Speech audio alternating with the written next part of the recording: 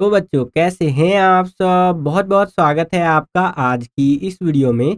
आज का ये वीडियो क्लास 12th के बच्चों के लिए बहुत ज़्यादा खास होने वाला है क्योंकि इस वीडियो में हम लोग देखने वाले हैं बच्चों क्लास 12th का जो आपका पॉलिटिकल साइंस का सब्जेक्ट है, हिंदी में बोले तो जो आपका राजनीतिक विज्ञान का विषय है, इसका जो आपका बोर्ड एग्ज़ाम होने वाला है सीबीएसई का 23 मार्च को। जी हाँ बच्चों, 23 मार्च 2026 को जो आपका पॉलिटिकल साइंस का बोर्ड का पेपर होगा, तो उसके लिए हम लोग लेकर के आ गए हैं अपना sample question paper number second का वीडियो। जी हाँ बच्चों, ये हमारा दूसरा सैंपल पेपर का वीडियो रहने वाला है। इससे पहले मैंने सैंपल पेपर नंबर 1 का वीडियो ऑलरेडी अपलोड कर दिया है। अभी तक आपने नहीं देखा है तो आई बटन में आपको लिंक मिल जाएगा, वहाँ पर क्लिक करके ज़रूर देख लीजिएगा। ठीक है? और पॉलिटिकल साइंस जब ये वर्ड बोलता हूँ ना, तो एकदम ना क्या ही बोले एकदम खून में बेचैनी सी आ जाती है क्योंकि ये ना मैं अपने दोस्तों से सभी से कहता था यार पॉलिटिकल साइंस ना खून में है क्योंकि मैं स्कूल टॉपर रह चुका हूँ पॉलिटिकल साइंस में। पूरे स्कूल में मैंने टॉप किया था और मैं बिल्कुल एवरेज बच्चा था, बिल्कुल एवरेज बच्चा था जिसको कुछ नहीं आता था। लेकिन वो मैंने स्ट्रेटेजीज लगाई जिससे कि मैं स्कूल टॉपर बन गया और पिछले 10 सालों से लगभग पॉलिटिकल साइंस पढ़ा रहा हूँ। तो जो करवाऊंगा बच्चों ना वही आएगा, देख लीजिएगा। इसलिए बोल रहा हूँ जो जो सैंपल पेपर में क्वेश्चंस करवा रहा हूँ, जैसे कि ये दूसरा सैंपल पेपर है, इसमें जो क्वेश्चन करवा रहा हूँ बड़े ध्यान से देखिएगा। इसी में से बहुत सारे क्वेश्चंस आपके पेपर में डिट्टो रिपीट होकर के आएंगे, एकदम सेम टू सेम छप करके आएंगे बच्चों। ठीक है? और अगर आप चाहते हैं कि हम जल्दी जल्दी वीडियो अपलोड करें, वैसे तो वीडियोस आने वाली है बहुत सारी, लेकिन अगर आप चाहते हैं कि हम थोड़ा तेजी के साथ वीडियो अपलोड करें तो इस वीडियो पर 1000 लाइक्स कंप्लीट करवा दीजिएगा। अगर आप 1000 लाइक्स इस वीडियो पर कंप्लीट करवा देते हैं तो इससे हमारा जो ओवरऑल मोटिवेशन है इसी तरह की वीडियोस को बनाने के लिए वो बहुत ज़्यादा बढ़ जाता है। ठीक है? तो चलिए वीडियो को शुरू करते हैं बच्चों। तो क्लास 12th है, हमारा सब्जेक्ट है पॉलिटिकल साइंस और हिंदी में जिसे आप राजनीतिक विज्ञान विषय भी कहते हैं। 3 घंटे का आपका पेपर आएगा 23 मार्च को और 80 नंबर का आपका पेपर होता है। बात करें अगर पेपर के बारे में, तो पेपर जो आपका आता है क्वेश्चन पेपर वो कुछ इस तरह से आएगा। एक सीरीज नंबर आपको लिखा हुआ देखने को मिलेगा, एक सेट नंबर लिखा हुआ देखने को मिलेगा। जैसे कि ये जो सैंपल पेपर मैं आपको करवा रहा हूँ, ये सेट नंबर 2 का सैंपल पेपर है। सेट नंबर 1 का सैंपल पेपर मैंने ऑलरेडी अपलोड कर दिया है। आई बटन में मैं दोबारा से बोल रहा हूँ, लिंक मिल जाएगा, उस पर क्लिक करके देख लीजिएगा। अलग से प्लेलिस्ट भी बना दिया गया है। ठीक है? उसके अलावा सेट नंबर 3, 4 ये सेट के भी सैंपल पेपर्स अपलोड कर दूँ। और नीचे देखेंगे तो आपको कोड नंबर लिखा हुआ देखने को मिलेगा। ठीक है? इसके नीचे चले तो कुछ बेसिक बातें हैं और इसके भी नीचे चले तो यहाँ पर हमें सामान्य निर्देश दिया गया है। सैंपल पेपर नंबर 1 की वीडियो में मैंने बहुत अच्छे से सामान्य निर्देश आपको समझा दिया था। यहाँ पर मैं क्विकली आपको एक बार बता देता हूँ सामान्य निर्देश के बारे में। 30 क्वेश्चन पेपर में हमसे टोटल पूछे जाएंगे। 5 सेक्शंस के अंदर हमारा पेपर बटा होगा। सेक्शन ए में एमसीक्यू वाले क्वेश्चन पूछे जाएंगे, सेक्शन बी के अंदर 2-2 नंबर के क्वेश्चन पूछे जाएंगे, सेक्शन सी में 4 नंबर के क्वेश्चन पूछे जाएंगे, सेक्शन डी जो रहेगा उसके अंदर कार्टून वाले, मैप वाले, गद्यांश वाले क्वेश्चन पूछे जाएंगे और जो लास्ट सेक्शन रहेगा सेक्शन नंबर ई, इसके अंदर 6-6 नंबर के क्वेश्चन हमसे पूछे जाएंगे बच्चों। ठीक है? और कुछ बेसिक बातें यहाँ पर दी गई है जिसको आप देख सकते हैं और पढ़ भी सकते हैं। सेम यही चीज़ इंग्लिश मीडियम में आपका जनरल इंस्ट्रक्शंस करके रहता है। इंग्लिश मीडियम में अगर आप इसको रीड करना चाहते हैं तो वीडियो को पॉज करके रीड कर सकते हैं। ठीक है? तो ये तो कुछ इंपॉर्टेंट बातें रहीं जो आपका 23 मार्च 2026 को पॉलिटिकल साइंस का बोर्ड एग्जाम होने वाला है उससे संबंधित। आशा करता हूँ कि सारी बातें आपको समझ में आई होंगी। चलिए हम अपने वीडियो को शुरू करते हैं और एक एक करके देखते हैं कि किस प्रकार के क्वेश्चन हमसे पूछे जा रहे हैं और कैसे हम उनके आंसर लिख सकते हैं। तो चलिए वीडियो को शुरू करते हैं बच्चों। खंड ए के अंदर, जिसके अंदर टोटल 12 नंबर के क्वेश्चन हमसे पूछे जाएंगे और एमसीक्यू बेस्ड क्वेश्चन ये होने वाले हैं। ठीक है बच्चों? तो चलिए देखते हैं क्या करके। यहाँ पर पहला क्वेश्चन कुछ इस तरह से है कि निम्नलिखित को काल क्रमानुसार व्यवस्थित करें। दोबारा से आपको रीअरेंज करना है आपको टाइम के अकॉर्डिंग। ठीक है? तो चलिए देख लेते हैं। पहला है आपका चीन द्वारा तिब्बत पर कब्जा। तो अगर बात करें चीन द्वारा तिब्बत पर कब्जा करने का प्रयास कब किया गया, तो 1950 की बात ये हो रही है। ठीक है? अगला है यूरोपीय संघ की स्थापना। तो यूरोपीय संघ की जो स्थापना हुई थी बच्चों, वो हुई थी 1992 के अंदर। और कौन सा बच्चा मुझे कमेंट करके बताएगा कि किस संधि के तहत यूरोपीय संघ यानी कि यूरोपियन यूनियन की स्थापना हुई थी। जो भी बच्चा सबसे पहले कमेंट करेगा और करेक्ट आंसर कमेंट करेगा, उसके कमेंट को एक बड़ा सा दिल का निशान दे दूंगा मैं, ताकि और बच्चे समझ सके बच्चे ने बिल्कुल सही उत्तर दिया है। ठीक है? अगला है आसियान की स्थापना। तो जो आसियान की स्थापना हुई थी वो हुई थी बच्चों 1967 के अंदर। ठीक है? और लास्ट में हमारा चीन में कृषि का निजीकरण। तो इसका जो प्रस्ताव रखा गया था ये आपका रखा गया था 1973 के अंदर। ठीक है? तो इस हिसाब से आपका जो करेक्ट आंसर हो जाएगा वो हो जाएगा आपका ऑप्शन नंबर जो सी है, यानी ग वाला विकल्प है, सही हो जाएगा। पहले होगा आपका यहाँ पर फर्स्ट, फिर यहाँ पर थर्ड आएगा, ठीक है, यहाँ पर ये थर्ड रहेगा, ध्यान रखिएगा, तीसरा नंबर का आएगा ये, फिर आपका चौथा, फिर दूसरा, तो ये आपका करेक्ट आंसर हो जाएगा बच्चों। सेम यही क्वेश्चन आपका इंग्लिश मीडियम में इस तरह से रहेगा कि arrange the following in chronological order, तो इस तरह से आप यहाँ पर देख सकते हैं, और सी वाला ऑप्शन जो है आपका करेक्ट आंसर हो जाएगा। एक टाइपिंग एरर है, इसको ध्यान से समझ लीजिए, यहाँ पर आपका थर्ड आएगा बच्चों, सेकंड नंबर पे ये जो है ना ये थर्ड आएगा, ठीक है, first, third, fourth and second.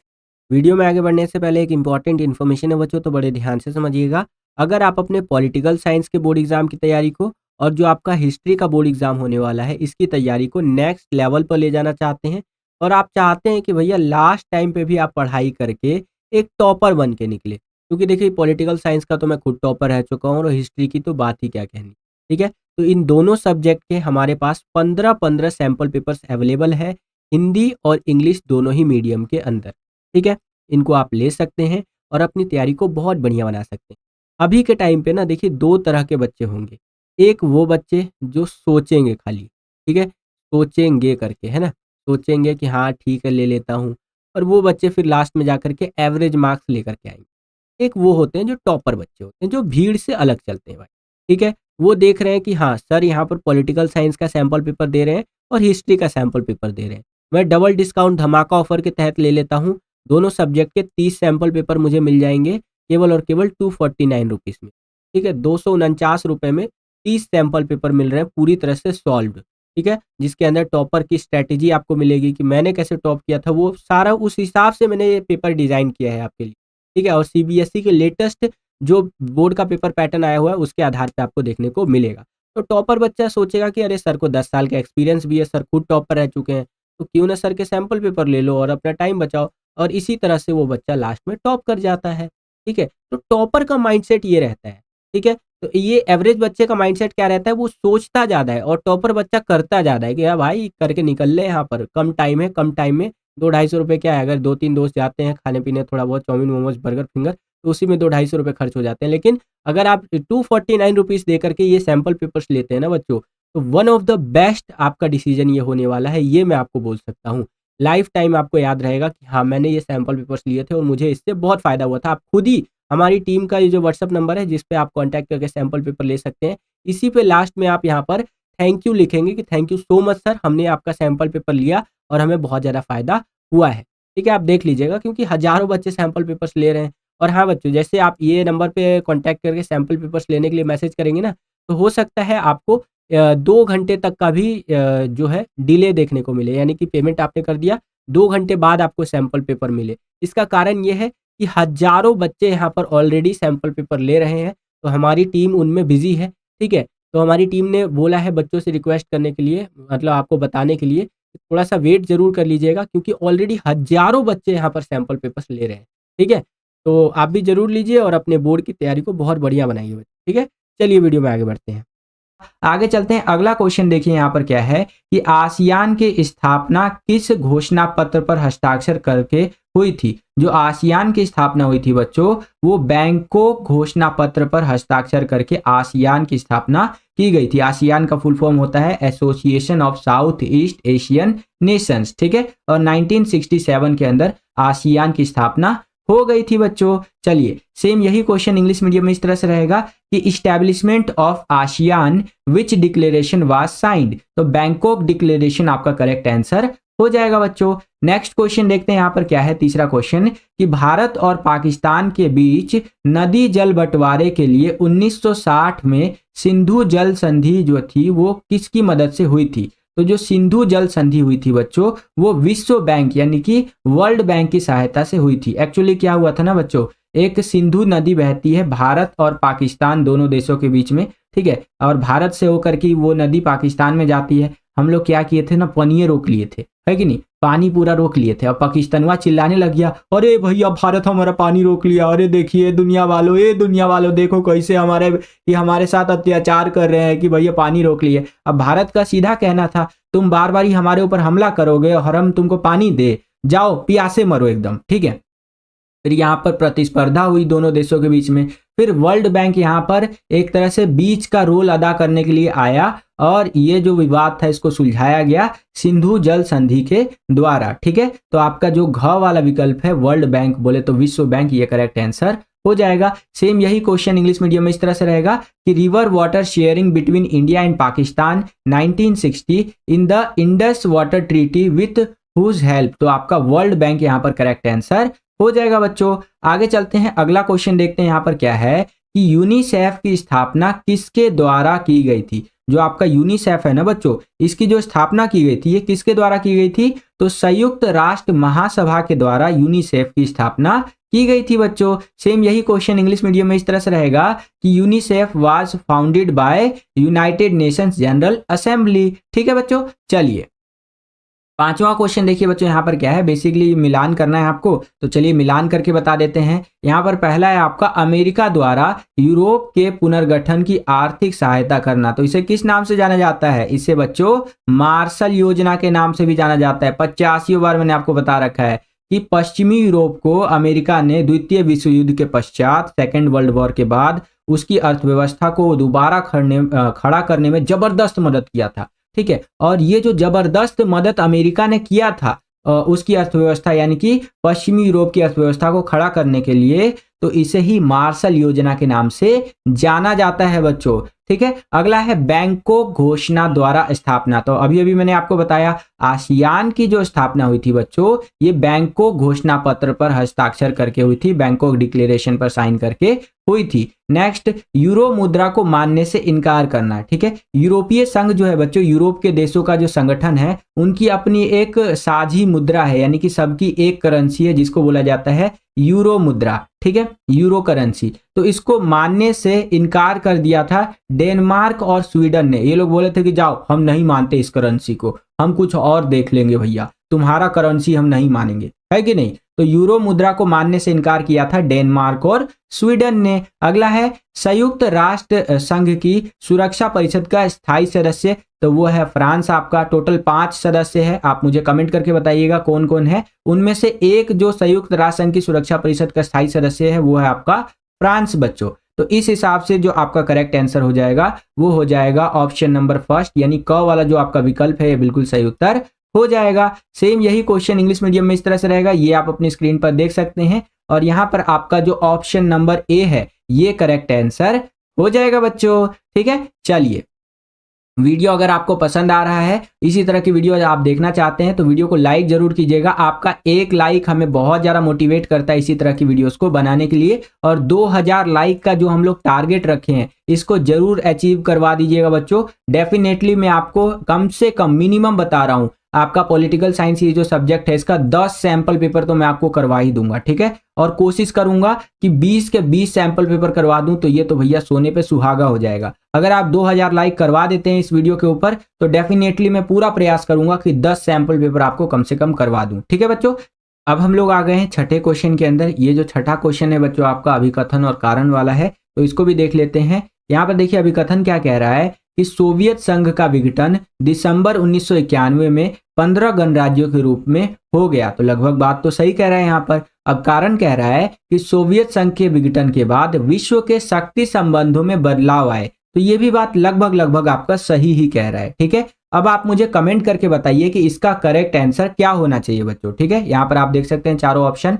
Same यही क्वेश्चन आपका इंग्लिश मीडियम में इस तरह से रहेगा, ये आप अपनी स्क्रीन पर देख सकते हैं, और करेक्ट आंसर आप मुझे कमेंट करके बताइएगा बच्चों। ठीक है, चलिए अगला क्वेश्चन देखिए। यहाँ पर 7वां क्वेश्चन क्या है कि जम्मू कश्मीर का भारतीय संघ में विलय किस शर्त पर हुआ था। आपको पता होगा कि जब हमारा देश आजाद हुआ था तो 565 गणराज्यों के अंदर टूटा हुआ था हमारा देश। जैसे आज के टाइम पे एक भारत अखंड भारत है कि नहीं, तो वैसा भारत हमारा नहीं था। हमारा भारत जो है ना 565 टुकड़ों में टूटा हुआ था, जिसको एक भारत बनाने का काम किया था सरदार वल्लभ भाई पटेल जी ने, जिनको हाथ जोड़ करके मैं नमन करता हूँ। ठीक है, तो उसी में से इन रियासतों की बात कर रहा हूँ, इन्हीं रियासतों में से एक रियासत था आपका जम्मू कश्मीर। वो भैया भारत में शामिल नहीं हो रहा था, वो बोल रहा था अरे हम भैया जम्मू कश्मीर को स्विट्जरलैंड बनाएंगे, है ना, वहां का जो राजा था। ठीक है, तो वो जब भारत में शामिल हुआ था तो वो किस शर्त पे हुआ था आपको बताना है। तो जम्मू कश्मीर के स्वायत्ता को लेकर के वो शामिल हुआ था कि हाँ जम्मू कश्मीर को स्वायत्ता मिलेगी, इसको लेकर के। तभी तो आप देखते होंगे कि भैया 2019 तक क्या था, कि जम्मू कश्मीर का लगभग सारा चीज़ अलग था उनका, है कि नहीं, चाहे संविधान ले लीजिए, उनका झंडा उंडा ले लीजिए, सारा चीज़ अलग उनको छूट मिला हुआ था। जैसे ही यहाँ पर 2019 में एक बहुत बड़ा फैसला आया तो ये सारी चीज़ें उनकी छिन गई, है कि नहीं। अब वो भी भारत का एक नॉर्मल अंग है जैसे अन्य राज्य है, अन्य यूटी है, ठीक है। चलिए सेम यही क्वेश्चन इंग्लिश मीडियम में इस तरह से रहेगा कि on what condition did Jammu and Kashmir merge with the Indian union, ठीक है। तो autonomy of Jammu and Kashmir ये आपका करेक्ट आंसर हो जाएगा बच्चों। अब हम लोग आ गए हैं 8वें क्वेश्चन के अंदर। 8वां क्वेश्चन देखिए बच्चों क्या है कि किस वर्ष चीन ने भारत पर आक्रमण किया, ठीक है। तो 1962 का ये ऐसा मनहूस साल था जब चीन ने क्या किया, भारत के ऊपर आक्रमण किया, हमला किया। और यही नहीं, अभी और सुनिए, 1962 में ही जैसे ही चीन ने भारत के ऊपर हमला किया तो हमारा जमीन का एक हिस्सा उन्होंने कब्जा भी कर लिया, जिसे आज तक हम लोग छुड़ा नहीं पाए हैं, लेकिन भविष्य में जरूर हम लोग अपना वो हिस्सा वापस ले लेंगे। जैसे पाकिस्तानवा हमारा एक हिस्सा लेकर के बैठा हुआ है ना यहाँ पर, जिसको पाकिस्तान ऑक्यूपाइड कश्मीर बोलते हैं, वैसे ही एक अक्साई चीन वाला एरिया है जिनको यहाँ पर चीन वालों ने, चीनी लोगों ने कब्जा कर रखा है कि नहीं। 1962 में जब वो लोग हमला किए थे तब हम लोगों का आर्मी का हौसला तो बहुत था, लेकिन उतने इक्विपमेंट्स नहीं थे उस टाइम पे। और आज करके दिखा दे ना, उनकी खटिया खड़ी कर दी हमारी आर्मी वालों ने, तो है कि नहीं। और हमारे आर्मी के लिए हेड्स ऑफ है भाई, ठीक है। सेम यही क्वेश्चन आपका इंग्लिश मीडियम में इस तरह से रहेगा, ये आप अपनी स्क्रीन पर देख सकते हैं कि in which year did China invaded India. तो 1962 आपका करेक्ट आंसर हो जाएगा। नेक्स्ट क्वेश्चन देखिए क्या है कि सोवियत संघ में शामिल गणराज्यों की संख्या थी। तो जो सोवियत संघ था बच्चों, इसके अंदर टोटल 15 गणराज्य शामिल थे, ठीक है। आपका जिसको इंग्लिश में आप यूएसएसआर भी बोलते हैं, union of Soviet socialist Republic. और 15 गणराज्यों से मिलकर के आपका सोवियत संघ बना था, जिसमें सबसे ज्यादा पावर उस टाइम पे रूस के पास थी, रसिया के पास थी। और जैसे ही सोवियत संघ टूटा तो सारी चीजें किसके पास ट्रांसफर हो गई, रसिया के पास ही ट्रांसफर हो गई, चाहे वो न्यूक्लियर टेक्नोलॉजी हो या फिर अदर चीजें हो, है कि नहीं। और रसिया ही आज के टाइम पे डोमिनेट करता है पूरा, ठीक है। सेम यही क्वेश्चन आपका इंग्लिश मीडियम में इस तरह से रहेगा, ये आप अपनी स्क्रीन पर देख सकते हैं कि the number of republics included in the Soviet union was 15 आपका करेक्ट आंसर हो जाएगा। नेक्स्ट क्वेश्चन देखिए, अभिकथन और कारण वाला है, तो इसको भी देख लेते हैं।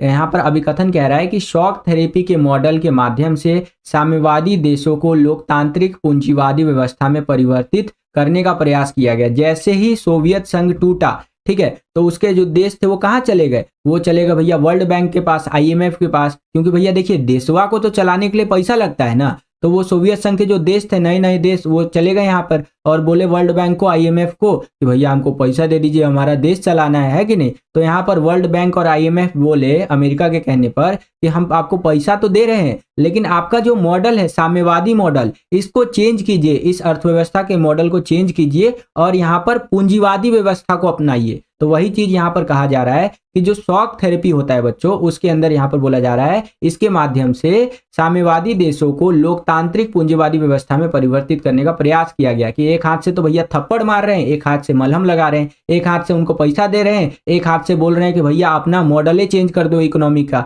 है कि नहीं। तो ये बात बिल्कुल लगभग यहाँ पर सही कही जा रही है, ठीक है। अब यहाँ पर कारण क्या है कि शॉक थेरेपी के कारण रूस की आर्थिक स्थिति चरमरा गई और औद्योगिक ढांचा भी ध्वस्त हो गया। तो ये भी बात यहाँ पर सही कह रहा है, ठीक है।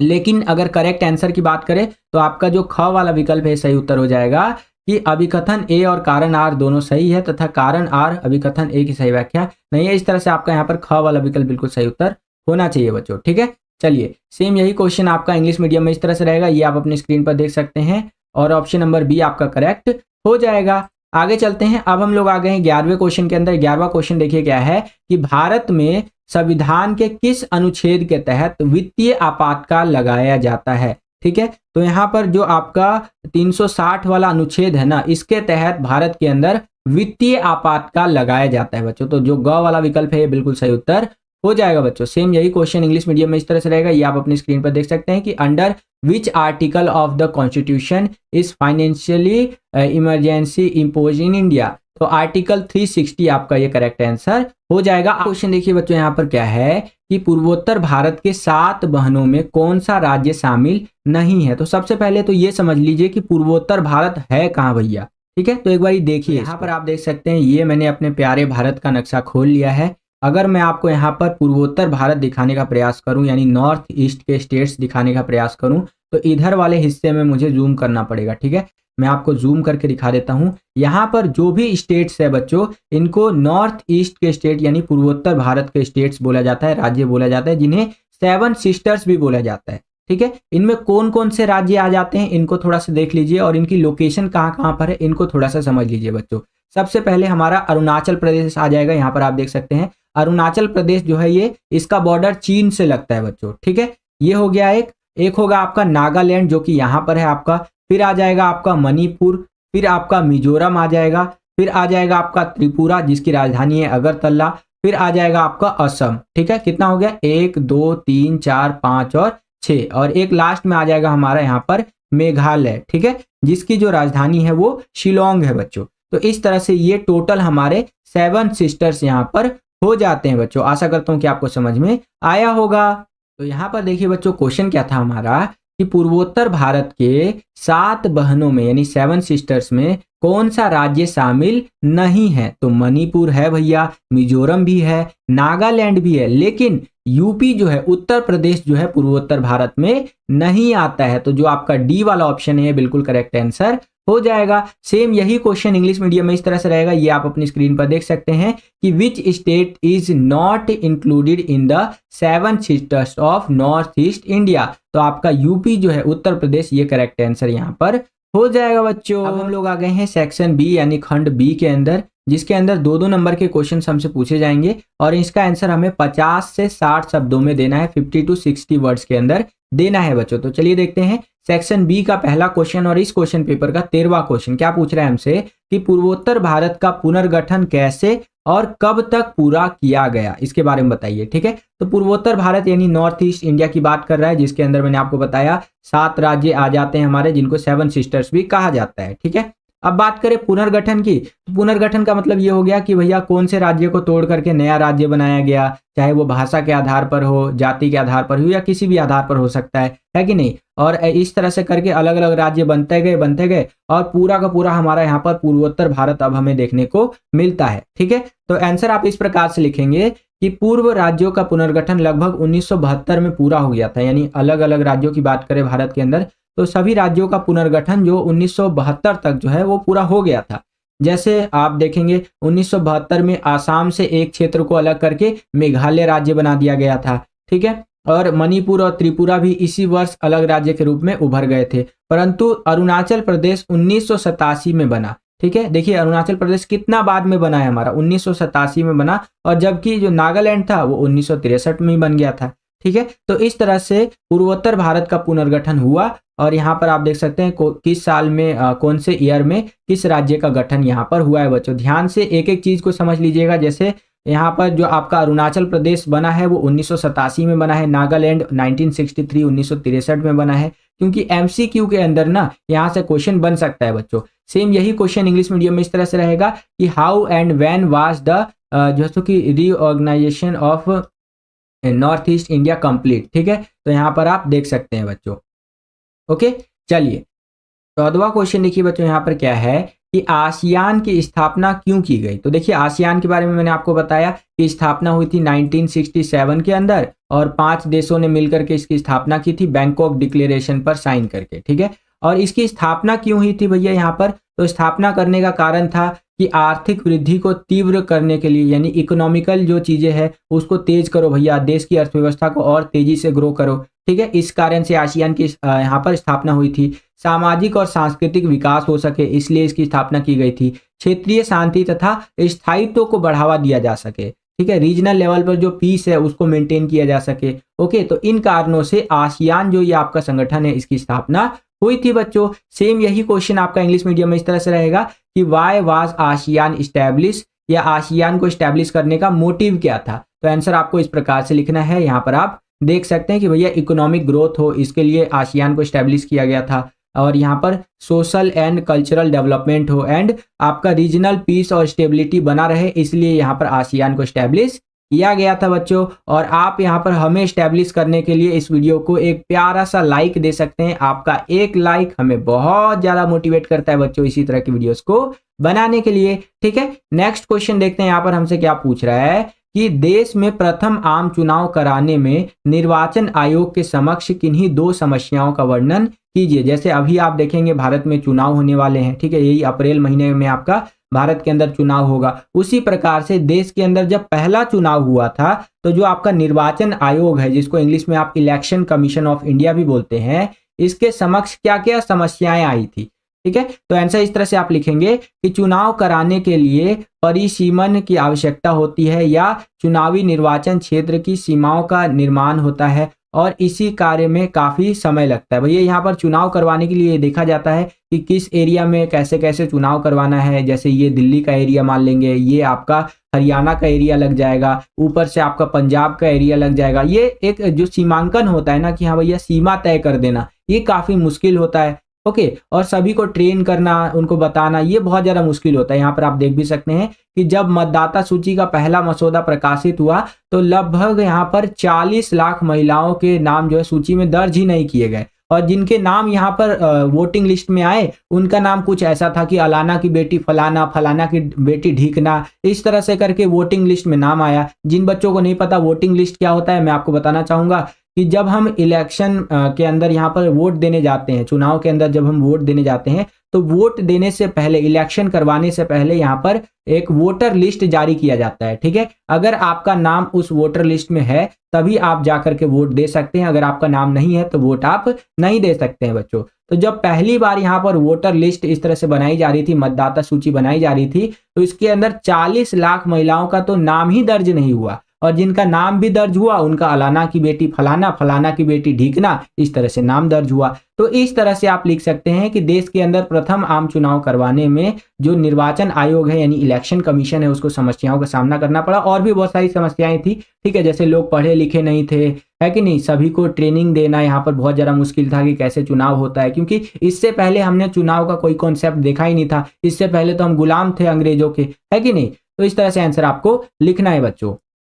सेम यही क्वेश्चन आपका इंग्लिश मीडियम में इस तरह से रहेगा। यहाँ पर आप देख सकते हैं कि there are any two problems faced by the Election Commission in conducting the first general election in the country describe. तो आपको बताना है कि क्या क्या प्रॉब्लम्स यहाँ पर फेस करना पड़ा था इलेक्शन कमीशन को जब यहाँ पर पहला जनरल इलेक्शन यहाँ पर कंडक्ट करवाया जा रहा था हमारे कंट्री के अंदर। तो इस तरह से यहाँ पर आप आंसर लिख सकते हैं, वीडियो को पॉज करके रीड भी कर सकते हैं बच्चों। ओके, चलिए अब हम लोग आ गए हैं 16वें क्वेश्चन के अंदर। यहाँ पर देखिए क्वेश्चन क्या है कि द्वितीय विश्व युद्ध के बाद एशिया और अफ्रीका के नए स्वतंत्र देशों के सामने किन्हीं दो सुरक्षा चुनौतियों का वर्णन कीजिए। जब हमारा सेकेंड वर्ल्ड वॉर खत्म हो गया, सेकेंड वर्ल्ड वॉर कब खत्म हुआ, यहाँ पर 1945 के अंदर। ठीक है, कब से कब तक चला था, तो 1939 से लेकर के 45 तक आपका सेकेंड वर्ल्ड वॉर चला था। तो जब आपका सेकेंड वर्ल्ड वॉर खत्म हो गया तो एशिया और अफ्रीका के जो नए स्वतंत्र देश थे, नए नए आजाद हुए देश थे, इनके सामने कौन सी दो सुरक्षा चुनौतियां आई उसका वर्णन आपको करना है। तो आंसर आप इस प्रकार से लिखेंगे कि नौ स्वतंत्र देशों को न केवल अपनी सीमाओं के बाहर बल्कि भीतर से भी खतरा जो है उसका सामना करना पड़ रहा था। जैसे सीमा के बाहर तो दूसरे देशों का खतरा होता ही है कि वो यहाँ पर हमला कर सकते हैं, युद्ध का स्थिति यहाँ पर पैदा हो सकता है, लेकिन देश के भीतर भी जो कुछ नक्सलवादी होते हैं उनसे भी खतरा होता है कि नहीं। इनमें से कुछ राज्यों को देश के भीतर अलगाववादी आंदोलन से खतरों का सामना करना पड़ा कि भैया हमें अलग कर दो, हमें अलग कर दो। जैसे भारत में नहीं होता था पहले कि हमें अलग राज्य, हमें अलग देश बना दो, राज्य भी छोड़ो, हमें अलग देश बना दो भैया। सोचिए हैदराबाद जो था बच्चों, वहां पर जो निजाम था वो क्या बोलता था पगला कि भैया हमको अलग देश बना दो। ये कोई बात होता है, तुमको हम अलग देश बना देंगे, हम यहाँ पर पागल बैठे हुए हैं। सरदार वल्लभ भाई पटेल जी यहाँ पर तुमको इतना कम बुद्धिमान लगते हैं। भैया वो लेजेंड आदमी थे, साम दाम दंड भेद लगा करके हैदराबाद को भारत का यहाँ पर हिस्सा बनाया, जो कि भारत का हिस्सा ही है। वहां के जो लोग हैं प्यारे प्यारे, उन सबको ये बात पता है कि हैदराबाद भारत का हिस्सा है,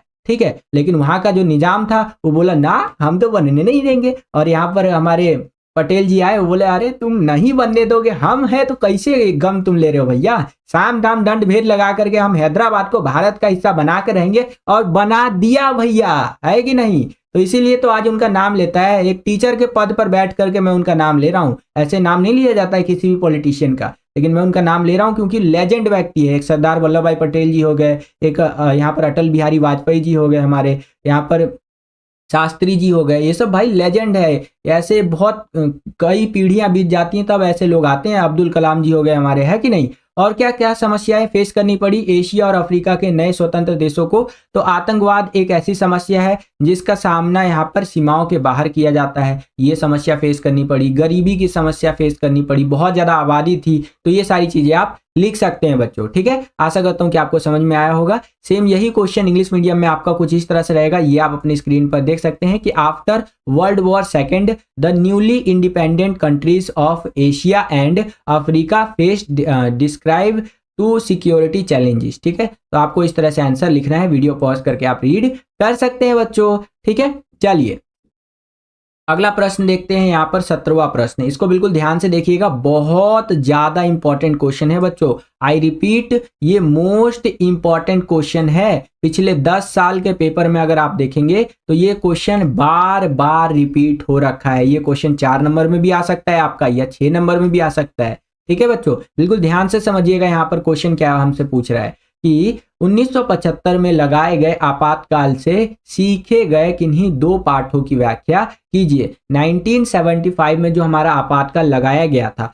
तो उससे हमने क्या लेसन लिया कि भैया आपातकाल लग गया, अब हम फ्यूचर में ये चीजें गलतियां नहीं करेंगे ताकि फिर से आपातकाल ना लगे, है कि नहीं। जैसे मान लीजिए कि आप कोई गलती करते हैं तो उससे कोई सीख लेते हैं ना कि हाँ इस वजह से मुझे ये गलती हुई, मेरे से ये गलती हुई, ठीक है, आगे चल के मैं ये गलती नहीं करूंगा ताकि आगे चल के मेरे को प्रॉब्लम ना हो। तो उसी प्रकार से 1975 में जब हमारे देश में आपातकाल लगा और 2 सालों तक ये आपातकाल चला था, 77 तक, उसके बाद यहाँ पर हमारा देश कई सारे लेसन सीखा उससे, उसी के बारे में आपको बताना है। तो देखिए भारत ने यहाँ पर लोकतंत्र की ताकत को पहचाना और कमजोरियों को, दोनों को देखा यहाँ पर कि देखिए आपातकाल ने भारत के लोकतंत्र की ताकत और कमजोरियों दोनों को सामने ला करके खड़ा कर दिया कि भैया हमारे देश का अगर डेमोक्रेसी का पावर कहें, लोकतंत्र की ताकत कहें तो वो क्या है और कमजोरियां क्या हैं, दोनों चीजों को यहाँ पर सामने ला करके खड़ा कर दिया। आपातकाल जो है उसका एक सबक यह है कि भारत में लोकतंत्र को खत्म करना बहुत ज्यादा मुश्किल है, बहुत ज्यादा मुश्किल है भैया। भारत से लोकतंत्र को आप विदा ही नहीं कर सकते, है कि नहीं। देखिए उस टाइम पे आपातकाल लगाया गया था और आज के टाइम पे 2024 चल रहा है, अभी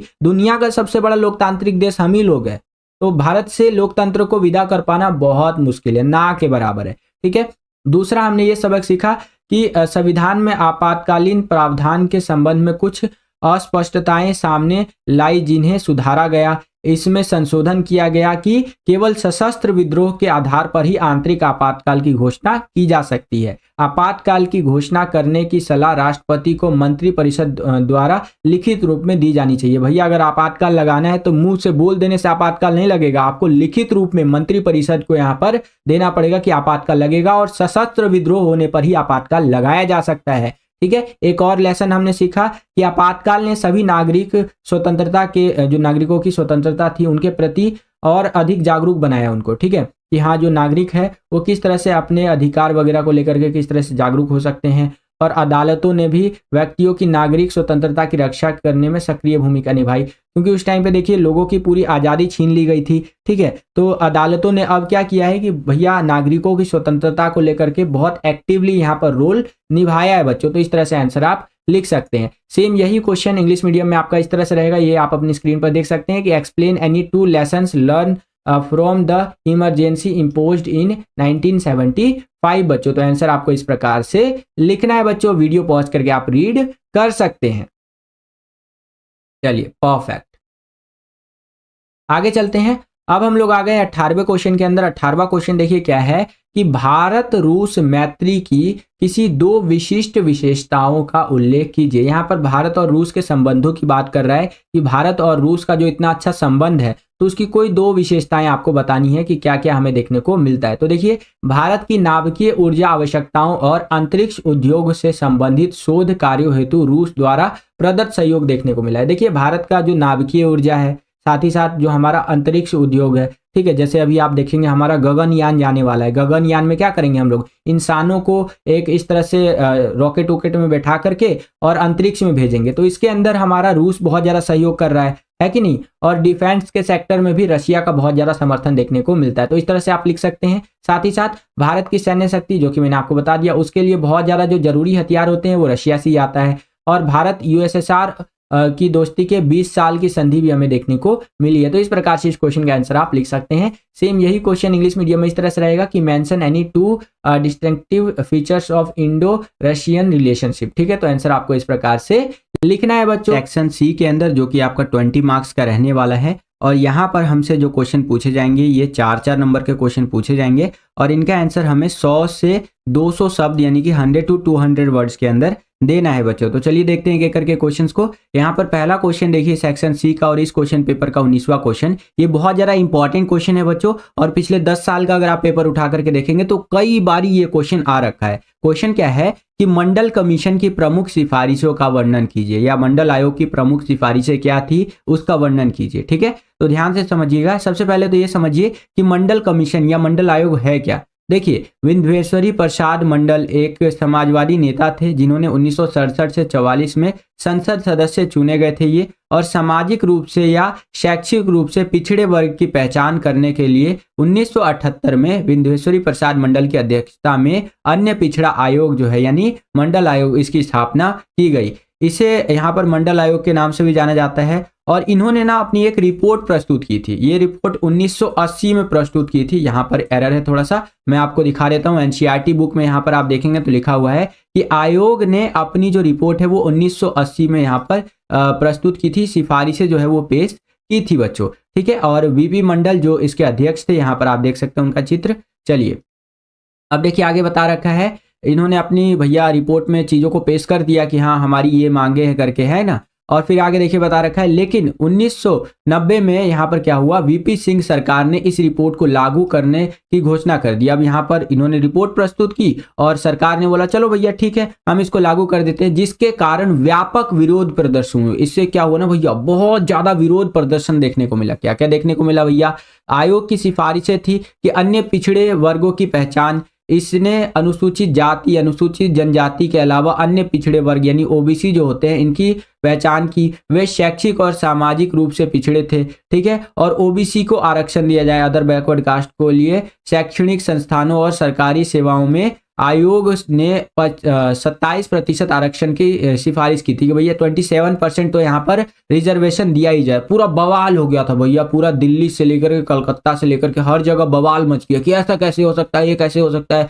पूरा मतलब बहुत ज्यादा यहाँ पर विरोध प्रदर्शन देखने को मिला था बच्चों। तो इस तरह से आंसर आप लिख सकते हैं। आशा करता हूं कि आपको समझ में आया होगा। सेम यही क्वेश्चन इंग्लिश मीडियम में इस तरह से रहेगा, describe the main recommendations of the Mandal commission, और आंसर आपको इस प्रकार से लिखते हुए चलना है बच्चों। यहाँ पर आप देख सकते हैं। ठीक है, और यहाँ पर ये 1980 आएगा, 1980 की बात हो रही है। यहाँ पर उन्होंने 1980 में अपनी रिपोर्ट प्रस्तुत की थी और 90 में क्या हुआ था कि सरकार ने अनाउंस किया था कि हम मान लेते हैं इसको और इम्प्लीमेंट किया जाएगा। ठीक है, तो इस तरह से आप यहाँ पर लिख सकते हैं। अब हम लोग आ गए 20वें क्वेश्चन के अंदर। इस क्वेश्चन को भी ध्यान से समझिएगा कि यूपीए और एनडीए के विषय में आप क्या जानते हैं। पॉलिटिक्स के अंदर अगर आप रुचि रखते हैं तो आपने यूपीए और एनडीए का नाम तो कभी ना कभी सुना ही होगा। ठीक है, तो इसी के बारे में आपको बताना है। अगर फुल फॉर्म की बात करूं तो यूपीए का फुल फॉर्म होता है यूनाइटेड प्रोग्रेसिव अलायंस करके। ठीक है, और हिंदी में बोलते हैं संयुक्त प्रगतिशील गठबंधन करके। ठीक है, यहाँ पर आपका अलायंस आएगा।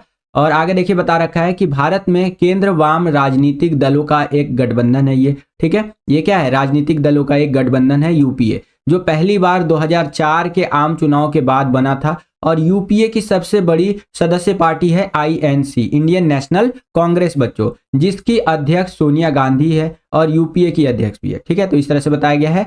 इनमें 2004 में केंद्र स्तर के साथ साथ कुछ राज्यों में भी कुछ अन्य वाम गठबंधन दलों के समर्थन से सरकार बनाई गई, क्योंकि किसी भी पार्टी को अपने दम पर बहुमत नहीं मिली थी। अब देखिए कोई भी पार्टी ऐसी थी जिसको अपने दम पर बहुमत नहीं मिली थी 2004 के अंदर, तो ये सब मिलजुल करके अपना सरकार बनाई थी। यूपीए के अंदर की बात हो रही है। और मार्च 2020 तक यूपीए 5 राज्यों और 1 केंद्र शासित प्रदेश छत्तीसगढ़, झारखंड, राजस्थान, पंजाब, महाराष्ट्र और पुडुचेरी में सत्ता में है। ठीक है, तो इस तरह से 2020 तक का डेटा ये बता रखा है बच्चों। तो इस तरह से आप यहाँ पर यूपीए के बारे में लिख सकते हैं। ओके, अब एनडीए के बारे में समझ लेते हैं भैया। एनडीए क्या होता है, तो एनडीए का फुल फॉर्म होता है नेशनल डेमोक्रेटिक अलायंस करके, हिंदी में होता है राष्ट्रीय जनतांत्रिक गठबंधन करके। अब इसके बारे में समझिए। राष्ट्रीय जनतांत्रिक गठबंधन भारतीय जनता पार्टी के नेतृत्व में बना दक्षिणपंथी राजनीतिक दलों का एक भारतीय राजनीतिक गठबंधन है। ठीक है, तो ये भी क्या है भैया, भारत के अलग अलग राजनीतिक पार्टियों का यहाँ पर एक गठबंधन है, जिसमें मेन जो यहाँ पर प्लेयर है वो बीजेपी है, भारतीय जनता पार्टी है, यानी मोदी जी की पार्टी। ठीक है, और यहाँ पर देखिए आगे बता रखा है आपका कि यह पहली बार 1998 में स्थापित किया गया था और वर्तमान में भारतीय संघ सरकार के साथ साथ 18 भारतीय राज्यों की सरकार को नियंत्रित करता है। सोचिए इतनी ज्यादा यहाँ पर पार्टियों को यह नियंत्रित करता है एनडीए।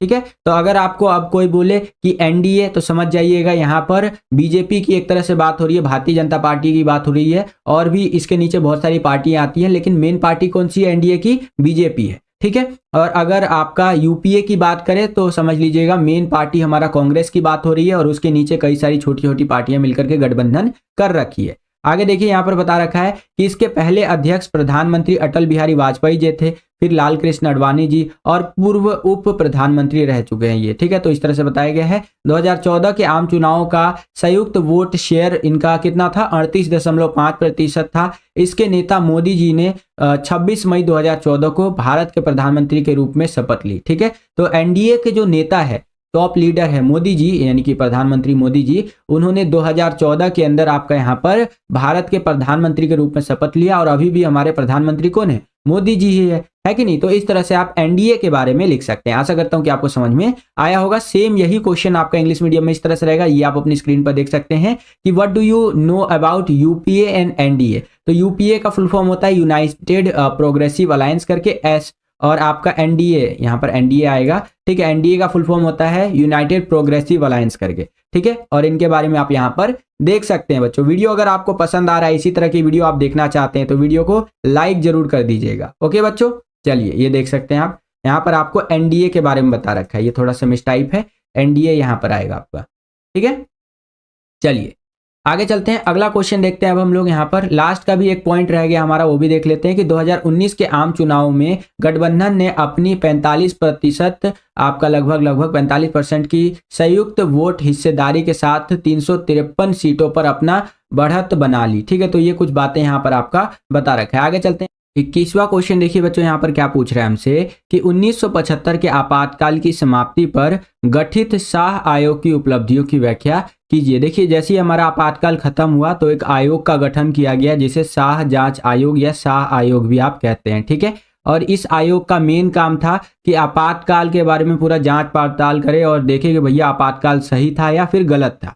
ठीक है, तो समझिए इसके बारे में। देखिए 1977 की मई महीने में जनता पार्टी की सरकार ने सर्वोच्च न्यायालय यानी कि सुप्रीम कोर्ट के एक जज, जो पहले जज रह चुके थे, जिनका नाम था जेसी शाह, इनकी अध्यक्षता में एक आयोग गठित किया, जिसे शाह आयोग भी कहा जाता है बच्चों। ठीक है, तो ये शाह जांच आयोग के बारे में कुछ बेसिक बातें रही। उसके आगे देखिए यहाँ पर बता रखा है कि इस आयोग की क्या उपलब्धियां रह चुकी है। ठीक है, क्या चीजें इन्होंने अचीव किया है। तो आंसर इस तरह से लिखेंगे कि निवारक नजरबंदी का अति प्रयोग, आपातकाल के दौरान सरकार के द्वारा निवारक नजरबंदी प्रावधान का बहुत ज्यादा प्रयोग किया गया था। 1 लाख से अधिक लोगों को, जिसमें से अन्य राजनीतिक दलों के नेता भी थे, बिना किसी को कारण के बताए हुए उनको गिरफ्तार कर लिया गया था। तो देखिए निवारक नजरबंदी का इस्तेमाल उस टाइम की गवर्नमेंट ने किया था, यानी इंदिरा गांधी की सरकार ने किया था, और बिना किसी कार्रवाई के। निवारक नजरबंदी का मतलब ही यही होता है कि भैया कोई सबूत, कोई कायदा कानून इधर नहीं चलेगा, सीधा तुम्हारे ऊपर शक हुआ, चलो भैया जेल चलो, है कि नहीं। और ऐसे ऐसे करके 1 लाख से ज्यादा लोगों को गिरफ्तार कर लिया गया था आपातकाल के दौरान,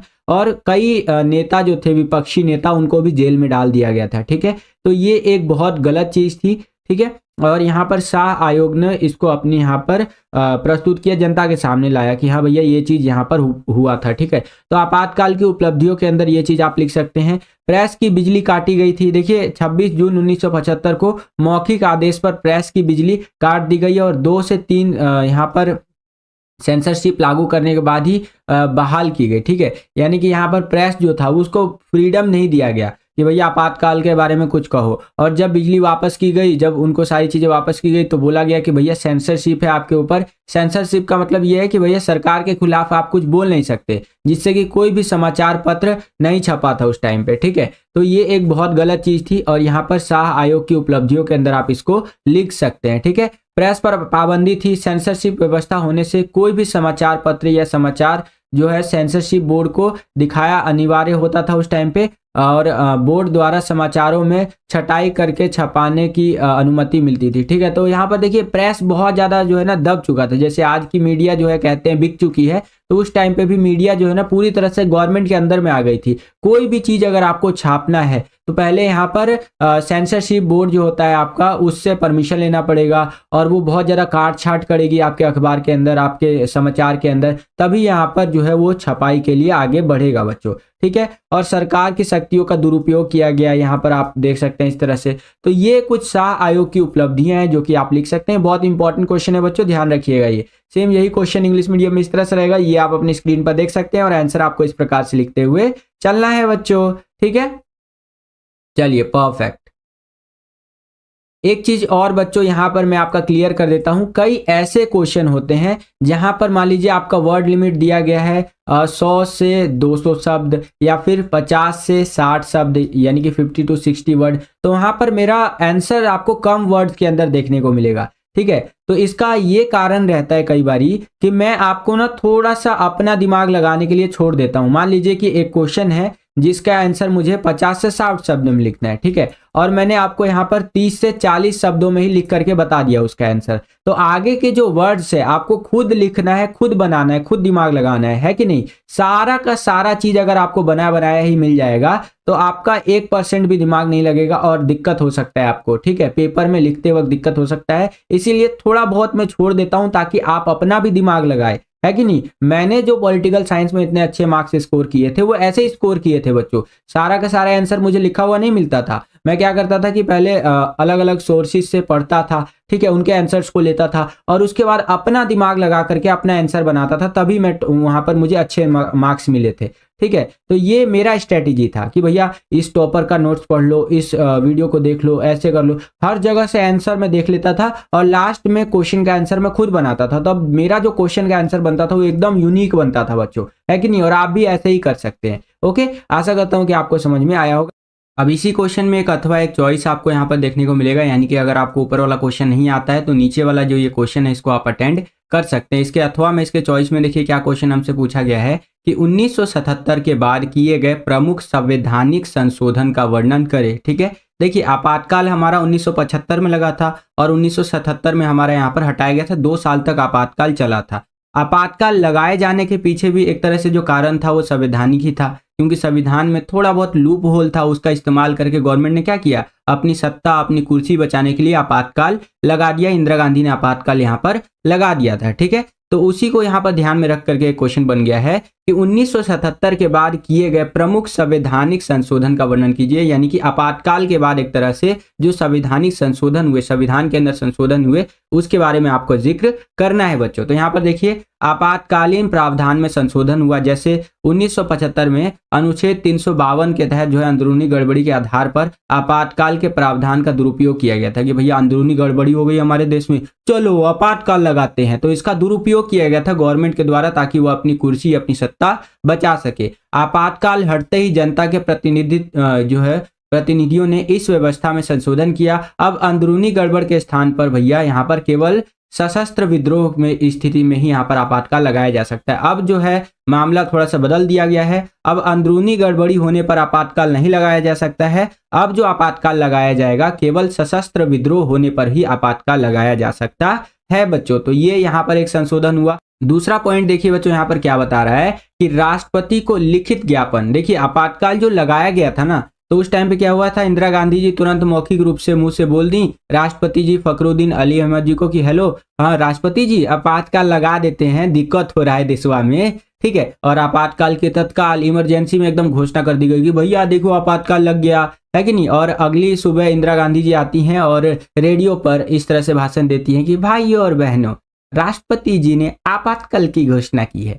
ठीक है, और पूरा देश बेचारा 2 साल तक यहाँ पर एकदम आपातकाल की मार झेलता रहा। खैर चलिए मुद्दे पे आते हैं। यहाँ पर देखिए, राष्ट्रपति को लिखित ज्ञापन। जून 1975 में तत्कालीन प्रधानमंत्री इंदिरा गांधी द्वारा राष्ट्रपति को मौखिक सुझाव दिया गया था और तत्कालीन राष्ट्रपति फखरुद्दीन अली अहमद जी ने तत्काल ही आपातकाल की घोषणा कर दी थी बच्चों। ठीक है, तो देखिए किसने आपातकाल की घोषणा की थी? फखरुद्दीन अली अहमद, ये उस टाइम के राष्ट्रपति थे जब आपातकाल लगाया गया था। ठीक है, आपातकालीन प्रावधान में जटिलता लाने के लिए संसद ने यह आवश्यक कर दिया है कि मंत्रिपरिषद सामूहिक निर्णय को जो है कि राष्ट्रपति को लिखित ज्ञापन दिया जाना चाहिए। अब यहाँ पर मुंह से बोलने से काम नहीं चलेगा, यहाँ पर लिखित रूप में देना पड़ेगा। ठीक है, तो ये एक यहाँ पर संशोधन हमें देखने को मिला बच्चों। आगे देखिए, अधिकारों के प्रति जागरूकता बढ़ी है। उस टाइम पे लोगों को अपने अधिकारों के बारे में उतना नहीं पता था, लेकिन अब यह देखा जाता है कि लोगों में अधिकारों के प्रति जागरूकता बढ़ी है और सरकारी जो संस्थान है जैसे कोर्ट वगैरह हो गया या फिर एनजीओ वगैरह हो गए,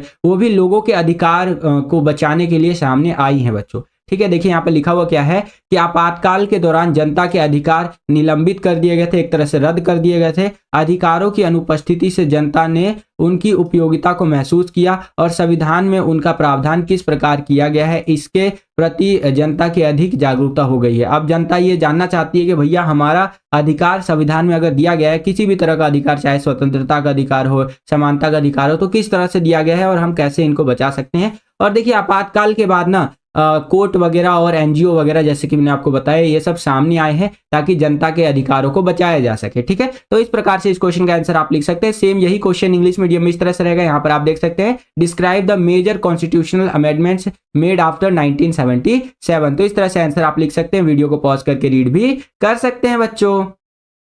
चलिए, परफेक्ट।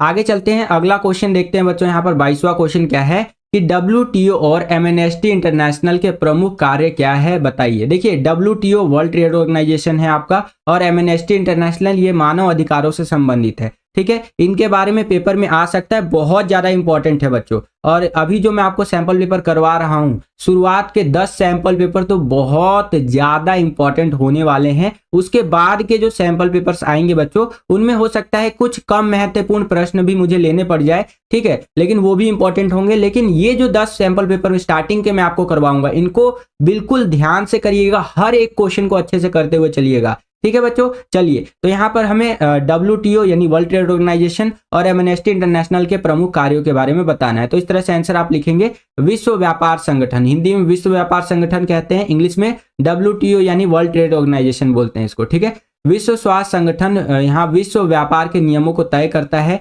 इसकी जो स्थापना हुई थी वो 1995 में हुई थी। यह संगठन general agreement trade and tariff के उत्तराधिकारी के रूप में हमें देखने को मिला। यानी पहले ये गेट हुआ करता था, general agreement trade and tariff, फिर ये बाद में 1995 में इसको WTO के अंदर परिवर्तित कर दिया गया। ठीक है, और वर्तमान में इसके सदस्यों की संख्या 164 है। अंतिम सदस्य देश जो इसके अंदर जुड़ा था वो लीबिया और अफगानिस्तान 2016 में इसमें शामिल हुए थे बच्चों। ठीक है, और लेटेस्ट डेटा चेक करने के लिए आप NCERT देख सकते हैं। अभी इस साल वाला जो NCERT आया है, वैसे मैंने सारा लेटेस्ट डेटा ही लेने का प्रयास किया है। आगे चले, अब यहाँ पर एमनेस्टी इंटरनेशनल के बारे में बता रखा है कि एमनेस्टी इंटरनेशनल एक अंतर्राष्ट्रीय स्वयंसेवी संस्था है, NGO है। ठीक है, जिसका फुल फॉर्म होता है नॉन गवर्नमेंटल ऑर्गेनाइजेशन, NGO का फुल फॉर्म होता है। यह संपूर्ण विश्व में मानव अधिकारों की रक्षा के लिए अभियान चलाता है कि भैया मानव के अधिकार बचाओ, मानवों के अधिकार बचाओ, इसके लिए अभियान चलाता है। कौन? यहाँ पर एमनेस्टी इंटरनेशनल। यह संगठन मानव अधिकारों से जुड़ी रिपोर्ट तैयार और प्रकाशित करता है। इसका ज्यादातर ध्यान सरकारों द्वारा किए जा रहे दुर्व्यवहार पर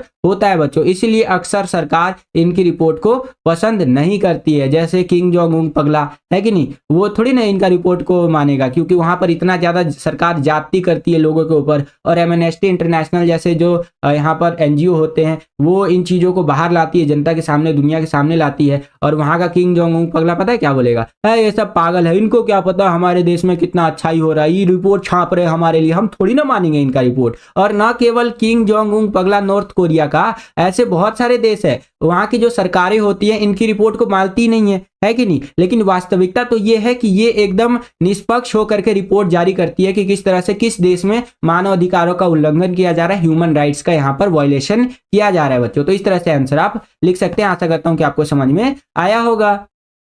सेम यही क्वेश्चन इंग्लिश मीडियम में इस तरह से रहेगा कि what are the major functions of WTO and Amnesty International. ठीक है, तो WTO के बारे में मैंने बता दिया आपको, इसका फुल फॉर्म होता है वर्ल्ड ट्रेड ऑर्गेनाइजेशन, और ये डिसाइड करता है दुनिया के अंदर कि किस तरह से ट्रेड वगैरह होगा, और ये इस्टेब्लिश हुआ था 1995 में। और ये ऑर्गेनाइजेशन जो है general agreement trade and tariff का ही कह सकते हैं एक तरह से सक्सेसर है। ठीक है, और 164 मेंबर्स है इसके अंदर, और लास्ट जो मेंबर कंट्रीज इसके अंदर जुड़े थे 2016 के अंदर वो लीबिया और अफगानिस्तान थे, जो कि 2016 में इसमें जुड़े थे। ठीक है बच्चों, और एमनेस्टी इंटरनेशनल जो कि आपका एक NGO है, नॉन गवर्नमेंटल ऑर्गेनाइजेशन है आपका ये। ठीक है, और ये क्या करता है, ह्यूमन राइट्स को लेकर के दुनिया भर में वर्क करता है। ठीक है, और अक्सर इसकी जो रिपोर्ट होती है वो गवर्नमेंट लाइक नहीं करती है। तो इस तरह से आंसर आप लिख सकते हैं। वीडियो अगर आपको पसंद आ रहा है बच्चों, इसी तरह की वीडियोस आप देखना चाहते हैं हमारे चैनल पे और भी ज्यादा, तो इस वीडियो को ज्यादा से ज्यादा लाइक कीजिएगा। जितना ज्यादा वीडियो को आप लाइक करते हैं उतना ज्यादा हमारा मोटिवेशन बढ़ता है और वीडियोस को बनाने के लिए। चैनल पर अगर आप नए आ गए हैं, चैनल को सब्सक्राइब नहीं किया है तो सब्सक्राइब कर लीजिएगा। इसी तरह की वीडियोस हम आपके लिए लेकर के आते रहते हैं। जैसे आप चैनल को सब्सक्राइब करेंगे, बगल में आपको बेल का घंटा कुछ भी कह सकते हो उसका आइकन देखने को मिलेगा, उसको प्रेस करके ऑल पे क्लिक कर दीजिएगा, जिससे कि जो भी हम नया वीडियो अपलोड करे उसका नोटिफिकेशन सबसे पहले आपके फोन पर आ जाया करे, और आपकी जो तैयारी है एग्जाम्स के लिए वो और भी बेहतर से बेहतर तरीके से हो सके बच्चों। इसी क्वेश्चन के अंदर एक अथवा एक चॉइस दे दिया है आपको कि अगर आपको ऊपर वाला क्वेश्चन नहीं आता है तो नीचे वाला जो ये क्वेश्चन है इसको आप अटेंड कर सकते हैं। इसके अथवा इसके चॉइस में देखिए क्या क्वेश्चन हमसे पूछा गया है कि जयप्रकाश नारायण की संपूर्ण क्रांति से आप क्या समझते हैं या क्या तात्पर्य है। देखिए मेरा ही नाम आ गया जयप्रकाश। कई बार क्या होता है ना बच्चों, स्कूल में जब मैं पढ़ा करता था 2019 में, तो उस टाइम पे कई सारे मेरे क्लास में तो भैया सारे पढ़ाकू बच्चे थे। ठीक है, एकदम टॉपर लाइक। ठीक है, तो मेरे को कई बार चिढ़ाया करते थे, जयप्रकाश नारायण आ गए, जयप्रकाश नारायण आ गया। अब जो ज्यादा पढ़ा लिखा नहीं था, पढ़ा लिखा से मेरा तात्पर्य जिसने ज्यादा सिलेबस नहीं पढ़ा था उसको नहीं पता था कि जयप्रकाश नारायण कौन है, लेकिन जो ज्यादा पढ़ रखे थे पॉलिटिकल साइंस वगैरह उनको पता होता था कि जयप्रकाश नारायण कौन है। ठीक है, तो वो चिढ़ाया करते थे मेरे को, जयप्रकाश नारायण आ गया, जयप्रकाश नारायण आ गया। तो मैं उनको बोलता था भाई देख, मेरे नाम से ऐसा तो है नहीं कि जो जयप्रकाश नारायण थे उन्होंने कोई खराब काम किया था, लेजेंड व्यक्ति थे और उनको हाथ जोड़ करके मैं नमन करता हूँ। ऐसे महान व्यक्ति बहुत कम यहाँ पर धरती पर आते हैं। ठीक है, तुम चिढ़ा लो मेरे को जयप्रकाश नारायण के नाम से, मेरे को तो कोई दिक्कत नहीं है भाई। लेजेंड व्यक्तियों के नाम से अगर आपको जाना जा रहा है तो कौन सी दिक्कत वाली बात है। मान लीजिए आपको बोला जाएगा APJ अब्दुल कलाम आ गया, APJ अब्दुल कलाम आ गया, तो आपको थोड़ी ना गुस्सा आएगा, आपको तो लगेगा भाई साहब मेरा नाम और उनसे जुड़ रहा है, क्या बात है, मिसाइल मैन ऑफ इंडिया। तो उसी तरह से मेरा भी नाम जयप्रकाश नारायण जैसे यहाँ पर जुड़ जाता है। मेरा नाम है जयप्रकाश और यहाँ पर बात हो रही है जयप्रकाश नारायण जी की, तो कोई दिक्कत वाली बात नहीं है। खैर चलिए मुद्दे पे आते हैं। क्वेश्चन देखिए हमारा क्या है कि जयप्रकाश नारायण की संपूर्ण क्रांति से क्या तात्पर्य है या आप क्या समझते हैं। तो आंसर इस तरह से आप लिखेंगे, जयप्रकाश नारायण की संपूर्ण क्रांति। देखिए, जनता की शक्ति, सत्ता में आसीन नेताओं को जनता की शक्ति दिखाना चाहते थे तथा जनता को भी लोकतंत्र में उनकी ताकत से अवगत कराना चाहते थे। उन्होंने लोगों को संगठित करने और स्थितियों के बारे में जागरूक करने की कोशिश की और फिर नेताओं से अपील की कि भैया सब साथ मिलकर के आए और संपूर्ण आंदोलन या संपूर्ण क्रांति आंदोलन के अंदर सभी साथ मिलकर के आए और काम करें। ठीक है, बेसिकली यही था कि संपूर्ण क्रांति मतलब सारे लोग मिल करके जो करंट गवर्नमेंट है, करंट सत्ता है जो यहाँ पर मनमानी कर रही है उस चीज को खत्म किया जाए। बाकी आप यहाँ पर देख सकते हैं बच्चों। ठीक है, सेम यही क्वेश्चन इंग्लिश मीडियम में आपका इस तरह से रहेगा, ये आप अपनी स्क्रीन पर देख सकते हैं और आंसर आपको इस प्रकार से लिखना है। मैं बहुत आसान शब्दों में यहाँ पर मैंने आपको लिख करके दिखाया है। एनसीईआरटी में अगर आप पढ़ेंगे तो काफी टफ लैंग्वेज में आपको देखने को मिलेगा बच्चों। ठीक है, एक बारी मैं आपको एनसीईआरटी में भी दिखाई देता हूं कि किस तरह से एनसीईआरटी में आपको लिखा हुआ देखने को मिलेगा। लेकिन एनसीईआरटी पढ़ने का भी एक फायदा है, पता है क्या फायदा है, वो पहले मैं आपको एनसीईआरटी दिखाता हूँ फिर बताते हैं। ये आप अपनी स्क्रीन पर देख सकते हैं, ये मैंने एनसीईआरटी की कटिंग उठाई है यहाँ पर, और यहाँ पर जो आप फोटो देख रहे हैं ये है जयप्रकाश नारायण जी, जिनकी मैं बात कर रहा था। ठीक है, जिनको लोकनायक जयप्रकाश नारायण भी कहा जाता है, शॉर्ट में इनको जेपी भी कहा जाता है बच्चों। इनके बारे में कुछ बेसिक बातें यहाँ पर बताई गई है, जो अगर आप पढ़ना चाहते हैं तो पढ़ सकते हैं। अगर मैं इनके बारे में दिखाऊं तो ये देखिए, उस जमाने में जो अखबार छपा करते थे उसमें जयप्रकाश नारायण के बारे में इस तरह से हेडलाइन छपा करता था, जैसे नया तापातकल जयप्रकाश नारायण और कई नेता गिरफ्तार, इस तरह से करके बहुत सारी अखबारों की कटिंग आपको मिल जाएगी, तो वो आप देख सकते हैं। जो मेन मुद्दा है हमारा वो संपूर्ण क्रांति का, उसको थोड़ा सा देख लीजिए। ये एनसीईआरटी की लाइनें हैं, इनको थोड़ा देख लीजिए। मैं आपको बता रहा था कि एनसीईआरटी पढ़ने का फायदा है, एनसीईआरटी पढ़ने का ये फायदा है बच्चों कि इसके अंदर से ना बेशक टफ वर्ड्स होते हैं, लेकिन वही वर्ड्स आंसर में अगर आप लिखते हैं ना तो टीचर खुश हो जाता है। मान लीजिए कि आंसर के अंदर अगर आप टफ वर्ड्स की बात करूं तो एनसीईआरटी आपने पढ़ा, ठीक है, जैसे ये वाला मैं एक बार आपको पढ़ के बताता हूँ। जयप्रकाश नारायण ने बिहार की कांग्रेस सरकार को बर्खास्त करने की मांग की। उन्होंने सामाजिक, आर्थिक और राजनीतिक दायरे में संपूर्ण क्रांति का आह्वान किया ताकि उन्हीं के शब्दों में सच्चे लोकतंत्र की स्थापना की जा सके। ठीक है, बिहार की सरकार के खिलाफ लगातार घेराबंदी और बंद हड़ताल एक सिलसिला चल पड़ा और बहरहाल सरकार ने इस्तीफा देने से इनकार कर दिया। तो इस तरह से यहाँ पर आपको बता रखा है कि भैया वो चाहते थे कि हर क्षेत्र में, चाहे सामाजिक, आर्थिक, राजनीतिक, हर क्षेत्र में, हर दायरे में वो संपूर्ण क्रांति लाना चाहते थे, सच्चे लोकतंत्र की स्थापना करना चाहते थे। यानी संपूर्ण क्रांति को हम ये भी कह सकते हैं कि सच्चे लोकतंत्र की स्थापना करना। ठीक है, तो इतना आपने पढ़ लिया। इसमें से 2-3 टफ वर्ड आपने ले लिया, जैसे सच्चे लोकतंत्र की स्थापना, ये तो वैसे आसान है। ठीक है, और आपका जैसे बर्खास्त कर दिया, मतलब कुछ कुछ वर्डिंग्स आपने उठा लिया एनसीईआरटी से, और जब आप अपना आंसर बनाएंगे तो उसके अंदर इस्तेमाल किया आपने। ठीक है, और जब आप ऐसा आंसर लिखेंगे तो टीचर आपको फुल में से फुल मार्क्स देगा। मैंने आपको बताया ना, मेरा आंसर लिखने का तरीका यही हुआ करता था। मैं थोड़ा सा एनसीईआरटी पढ़ लेता था, थोड़ा सा किसी टॉपर का नोट्स ले लेता था, थोड़ा सा यूट्यूब वगैरह पे देख लेता था। उस टाइम पे तो यूट्यूब वगैरह उतना नहीं देख पाता, लेकिन थोड़ा बहुत देख लेता था। ठीक है, और थोड़ा बहुत और इधर उधर से देख लेता था। 3-4 जगह से मैं पहले एक क्वेश्चन का आंसर पढ़ता था, पढ़ लिया मैंने। अब उसके बाद क्या करता था कि मैं अपना आंसर लिखता था एक क्वेश्चन का। तब क्या होता था कि ये 3-4 जगहों पर जहां पर भी मैंने ये आंसर पढ़ा है, अब वो लोग जिन्होंने ये आंसर लिखा है तो उन लोगों का दिमाग लगा होगा, उनका दिमाग मैंने ले लिया, 4 लोगों का दिमाग, और एक अपना दिमाग मैंने लगाया, 5 लोगों का दिमाग लेकर के एक आंसर यहाँ पर मेरा बन करके तैयार हो गया। तो उसमें चांस ही नहीं है कि नंबर कटे, फुल में से फुल मार्क्स मिलने ही मिलने हैं बच्चों। ठीक है, यही स्ट्रेटेजी मैंने प्री बोर्ड में भी अपनाई थी और बोर्ड एग्जाम में भी अपनाई थी, और आप भी यही स्ट्रेटेजी अपना करके पॉलिटिकल साइंस सब्जेक्ट में अच्छे मार्क्स प्राप्त कर सकते हैं बच्चों। आशा करता हूं कि आपको समझ में आया होगा ये वाला क्वेश्चन। 1 नंबर के क्वेश्चन में अगर आता है कि भैया संपूर्ण क्रांति से क्या तात्पर्य है, तो वहां पर आप लिख सकते हैं सच्चे लोकतंत्र की स्थापना। ठीक है, ये एमसीक्यू वगैरह में अगर पूछे तो इस तरह से आप लिख सकते हैं। आशा करता हूं कि आपको समझ में आया होगा बच्चों। क्वेश्चन देखिए बच्चों, यहाँ पर क्या है कि 1992 में यूएनओ की आम सभा में स्वीकृत प्रस्ताव में यूएनओ संगठन की कौन सी कमियों को स्वीकार किया गया, और यूएनओ और जो है सो कि सुधार के लिए क्या किया गया, यूएनओ की सुधार के लिए यहाँ पर क्या किया गया वो आपको बताना है बच्चों। ठीक है, तो यहाँ पर देखिए आंसर इस तरह से लिखेंगे कि 1992 में यूएनओ की आम सभा में स्वीकृत प्रस्ताव में यूएनओ संगठन की निम्नलिखित कमियों को स्वीकार किया गया। क्या क्या स्वीकार किया गया भैया?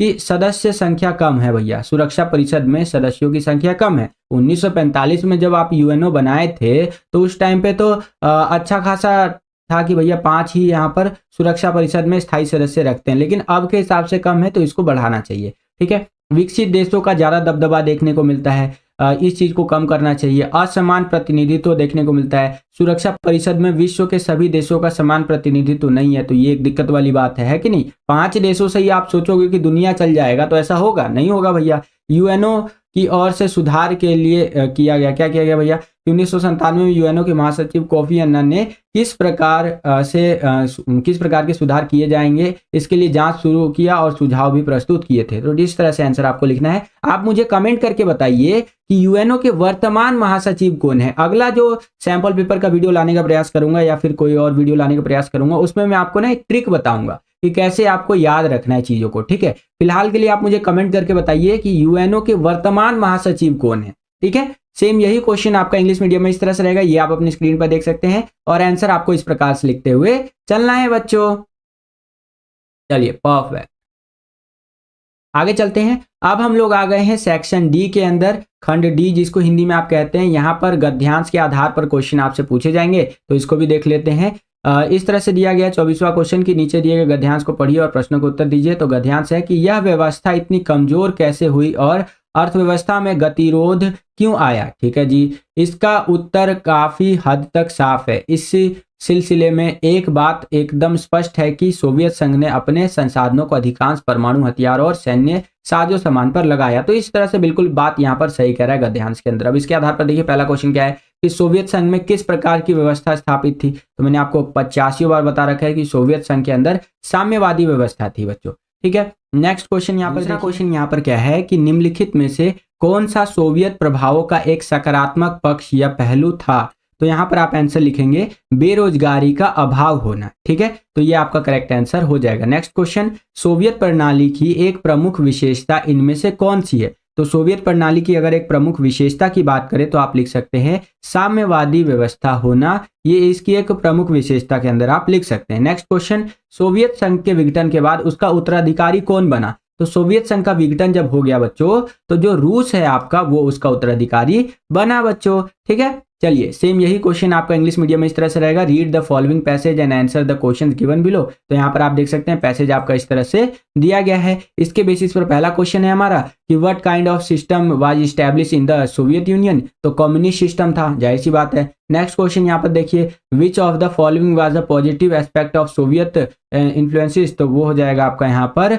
लैक ऑफ अनएम्प्लॉयमेंट, तो ये आपका एक पॉजिटिव साइन था भैया। अगला, which of the following is a prominent feature of the Soviet system? तो यहाँ पर आपका करेक्ट आंसर हो जाएगा कम्युनिस्ट सिस्टम, ठीक है। Next, who succeeded the Soviet Union after its जैसे कि डिसइंटीग्रेशन? तो आपका यहाँ पर रशिया करेक्ट आंसर हो जाएगा, ठीक है बच्चों। चलिए अब हम लोग आ गए हैं 25वें क्वेश्चन के अंदर, जो कि आपका मानचित्र आधारित होने वाला है, तो इसको भी देख लेते हैं। यहाँ पर पहला क्वेश्चन है कि चारों ओर से स्थल से घिरा हुआ देश। तो अगर चारों ओर से स्थल से घिरा हुआ देश की बात करें तो वो हो जाएगा आपका नेपाल बच्चों। यहाँ पर आप देख सकते हैं, देखिए इधर से भी यहाँ पर भूमि ही भूमि है, कोई समुद्र नहीं है। इधर से हमारा इंडिया लग जाता है कि नहीं, ये भी जमीन है हमारे इंडिया का, ठीक है। तो ये चारों तरफ से भूमि से घिरा हुआ है, ओके बच्चों।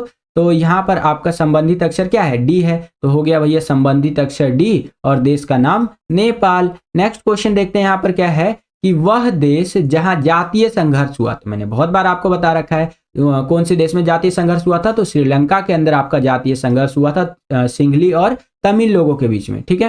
तो संबंधित अक्षर हमारा हो जाएगा सी और देश का नाम हो जाएगा श्रीलंका। नेक्स्ट क्वेश्चन देखिए, वह देश जहां आजादी के बाद ज्यादातर अधिकांश समय तक सैनिक शासन रहा, तो वह कौन सा देश है भैया? पाकिस्तान है, वो बी वाला आंसर वह करेक्ट हो जाएगा। तो यहाँ पर आपका संबंधित अक्षर हो जाएगा बी और देश का नाम हो जाएगा पाकिस्तान। नेक्स्ट क्वेश्चन देखते हैं यहाँ पर क्या है कि 1971 में एक स्वतंत्र देश बना, तो कौन बना? बांग्लादेश। हम ही तो बनवाए थे उसको, हम लोग भारतीय वासी तो बनवाए थे उसको। तो ए यहाँ पर जो है ना, ये बांग्लादेश है बच्चों। तो आपका फोर्थ क्वेश्चन का बांग्लादेश करेक्ट आंसर हो जाएगा। तो ये रहा संबंधित अक्षर आपका ए और देश का नाम बांग्लादेश, ठीक है। यही मैप आप इंग्लिश मीडियम में देख लीजिए एक बारी।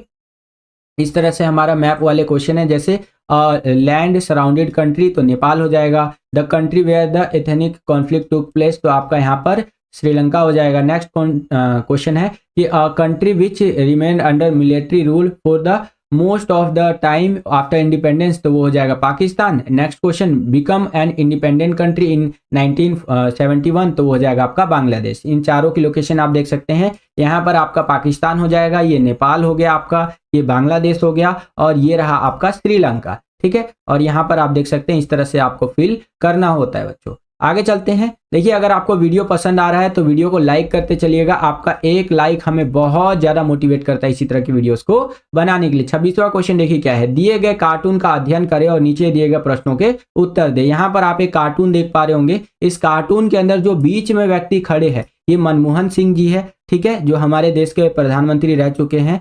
मोदी जी से पहले मनमोहन सिंह जी थे और ये एकदम कुंफू कराटा वाला ड्रेस पहने हुए हैं और इधर लिखा हुआ है पूर्वी एशिया के देश, ठीक है। और यहाँ पर लिखा हुआ है हमें इसकी आदत डालनी होगी और यहाँ पर देखिए पूरा आग वाग जल रहा है और इसके नीचे लिखा हुआ है कंपटीशन यानी प्रतिस्पर्धा, ठीक है। तो ये जो आग वाग जला हुआ है और ये नीचे लिखा हुआ कंपटीशन, तो इसका एक ही तात्पर्य है कि भैया कंपटीशन अब तगड़ा है, हमें इसकी आदत डालनी होगी, ठीक है। अब देखिए यहाँ पर क्वेश्चन क्या बन जाता है हमारा। पहला क्वेश्चन है कि दिए हुए चित्र में 1991 से भारत की किस नीति से संबंधित है। तो यहाँ पर भारत की पूर्व की ओर देखो नीति से संबंधित है ये जो चित्र है, ये जो कार्टून है, ठीक है बच्चों। नेक्स्ट, चित्र में दिखाए गए व्यक्ति कौन है। तो चित्र में यहाँ पर डॉक्टर मनमोहन सिंह जी को दिखाया गया है। नेक्स्ट क्वेश्चन देखिए, ऊपर दिए गए चित्र में दर्शाई गई नीति के महत्व की व्याख्या कीजिए। तो चित्र में क्या नीति दर्शाया गया है। तो इसमें या इसने पूर्वी एशिया के देशों के साथ अधिक आर्थिक संपर्क स्थापित किए ये दिखाया गया है और भारत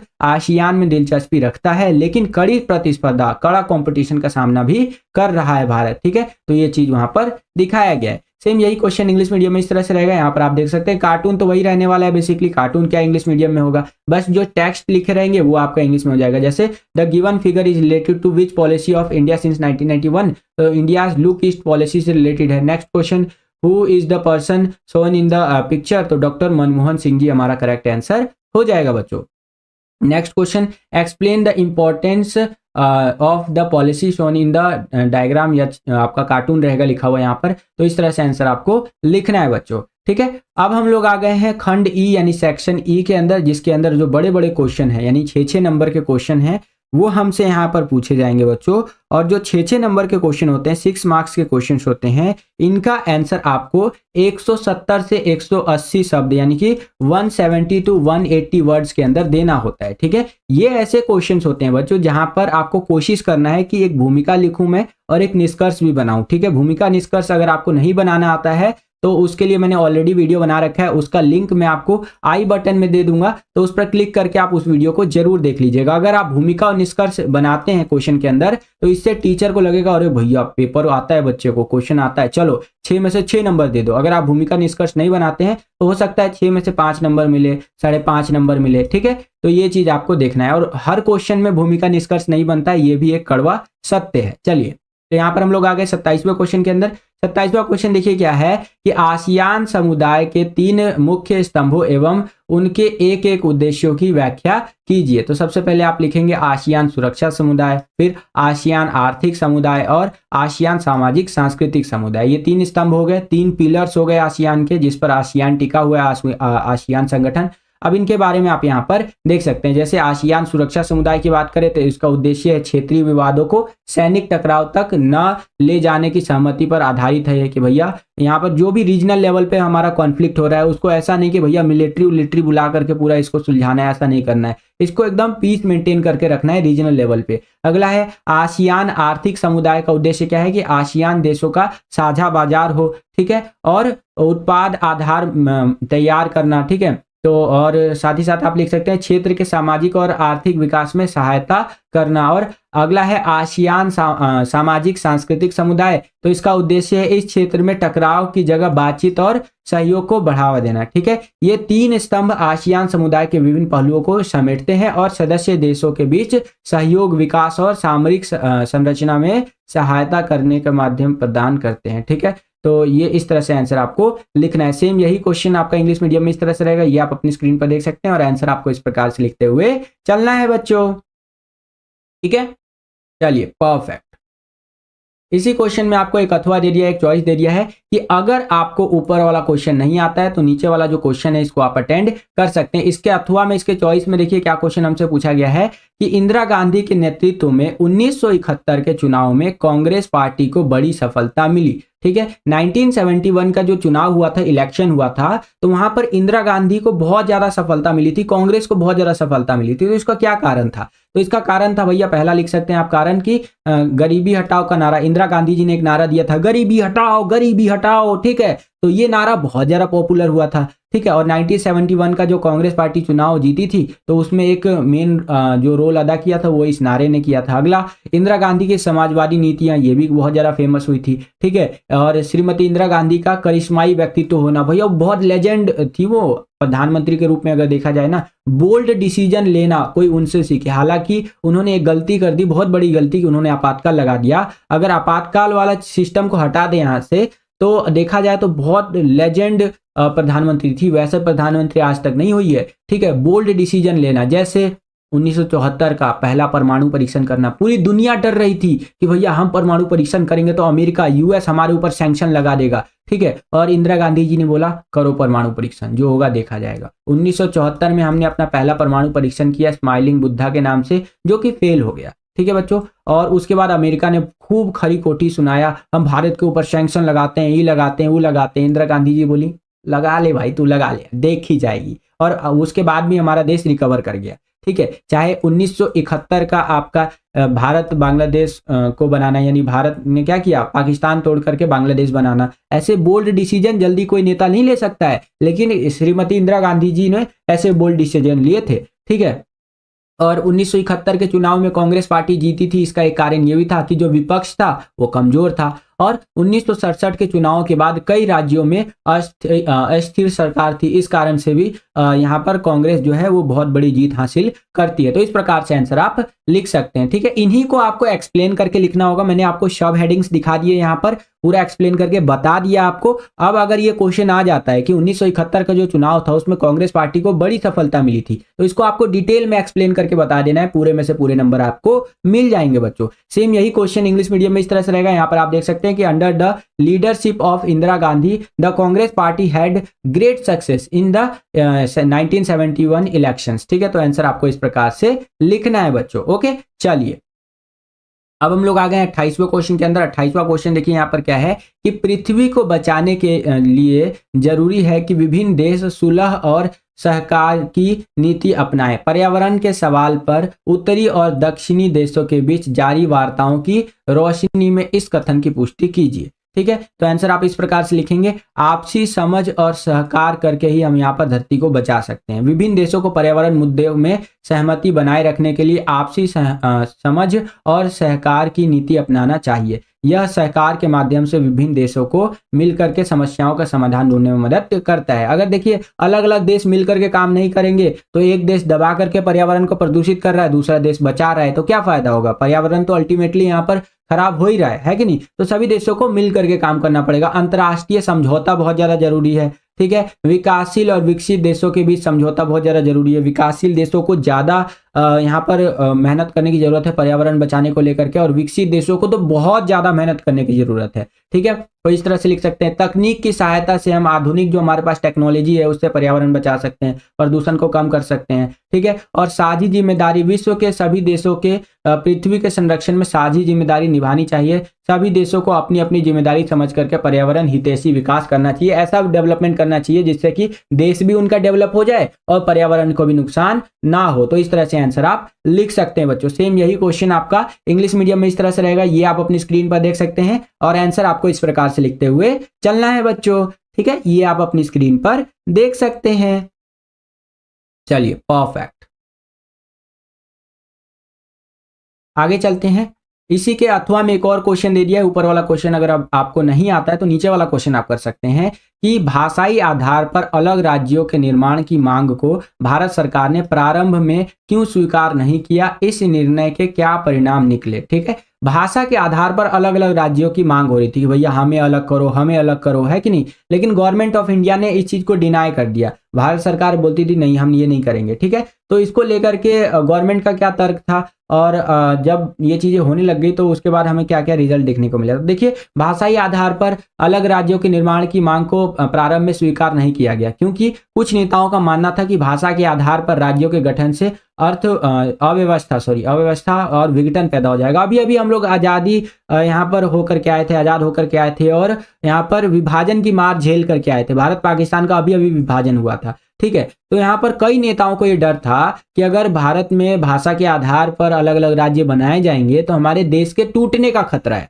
खास करके नेहरू जी को ये डर था, है कि नहीं। तो इसीलिए भाषा के आधार पर अलग अलग राज्य जो है नहीं बनाए जा रहे थे। विभाजन की यादें ताजा थी, अभी अभी जो हमारे बहुत बड़ा घाव हमें मिला था विभाजन का, वो उसकी यादें अभी भी ताजा थी। तो इन आधारों पर, भाषा के आधार पर राज्यों को अलग नहीं किया जा रहा था, ठीक है। अब जब निर्णय आया तो इसके क्या प्रभाव देखने को मिले। राष्ट्रीय नेताओं के फैसले का स्थानीय नेताओं और लोगों ने चुनौती दी कि भैया कैसे नहीं करेंगे, करना पड़ेगा। और पुराने मद्रास के तेलुगु बोलने वाले क्षेत्रों में विरोध प्रदर्शन हुए, जिसमें वर्तमान तमिलनाडु, आंध्र प्रदेश, केरल और कर्नाटक के कुछ भाग शामिल है। इन सभी राज्यों में क्या हुए कि भैया विरोध होने लगा कि भैया कैसे नहीं करोगे, अलग राज्य बनाओ, है कि नहीं। विशाल आंध्रा आंदोलन ने अलग आंध्र की मांग की, जिसमें मद्रास प्रांत के तेलुगु भाषी इलाके शामिल थे। वो बोले कि भैया हमें अलग बनाओ। कांग्रेस के नेता श्री पोटी श्रीरामुलु उपवास पर बैठ गए और 56 दिन के बाद उनकी मृत्यु हो गई, ठीक है। ये कांग्रेस के नेता वाला पॉइंट यहाँ पर कट करते हैं, ठीक है, ये वाला नेता कट करते हैं। और यहाँ पर सीधा इतना याद रखिए कि पोटी श्रीरामुलु एक व्यक्ति थे, ठीक है। ये नेता वाला सिस्टम भूल जाइएगा, सिर्फ इतना याद रखिएगा कि पोटी श्रीरामुलु नाम के एक व्यक्ति थे जो उपवास पर बैठ गए, ठीक है। और वो 56 दिन तक उपवास पर बैठे रहे, बोले कि भैया अलग हमारा राज्य बनाओ आंध्र प्रदेश, ठीक है। और 56 दिन तक जब कोई बैठा रहेगा तो भाई मृत्यु तो होना तय है, और उनकी मृत्यु हो गई। इससे आंध्र प्रदेश में असंतोष फैल गया, ठीक है। और तथा प्रधानमंत्री को आंध्र प्रदेश का एक नए राज्य के रूप में गठन करना पड़ा है। यहाँ पर पहला राज्य अब हमारा भाषा के आधार पर कौन बन गया? आंध्र प्रदेश बन गया। ठीक है, तो इस तरह से आप यहाँ पर समझ सकते हैं। आंध्र प्रदेश के गठन ने भाषाई आधार पर नए राज्यों की मांग का पिटारा खोल दिया। अब जैसे ही आंध्र प्रदेश को अलग किया गया भाषा के आधार पर, सारे राज्य नेहरू जी के सामने आ गए, सारे राज्य के नेता उता आ गए, लोग आ गए, अरे हमें भी अलग कर दो, हमें भी अलग कर दो, हमें भी अलग कर दो। देखो अभी एक नया राज्य आपने बना दिया ना, पहले तो मना कर रहे थे, अभी नया राज्य आपने बना दिया, हमें भी अलग करो, हमें भी अलग करो यहाँ पर। ठीक है, इस तरह से अब नेहरू जी एकदम हिल गए, बोले अरे यही क्या कर दिया हम, ये तो गड़बड़ हो गया। ठीक है, अब तो सारा राज्य आ गया, बोला कि हमको अलग करो, हमको अलग करो। अब करे तो करे क्या? ठीक है, तो फिर यहाँ पर क्या हुआ, केंद्र सरकार ने, सेंट्रल गवर्नमेंट ने 1953 में राज्य पुनर्गठन आयोग को नियुक्त किया। 1953 में यहाँ पर राज्य पुनर्गठन आयोग बनाया गया, जिसका काम यह था कि भाषाई आधार पर इस तरह से राज्यों का सीमांकन करना, भाषाई और अन्य भी यहाँ पर क्राइटेरिया रखे गए थे, जिसके आधार पर कौन सा राज्य बनाया जाएगा, कौन सा राज्य नहीं बनाया जाएगा, सारा चीज यहाँ पर संभालना। ठीक है, तो इस तरह से आंसर आपको लिखना है बच्चों। सेम यही क्वेश्चन इंग्लिश मीडियम में आपका इस तरह से रहेगा, ये आप अपनी स्क्रीन पर देख सकते हैं, और आंसर आपको इस प्रकार से लिखते हुए चलना है बच्चों। चलिए, परफेक्ट।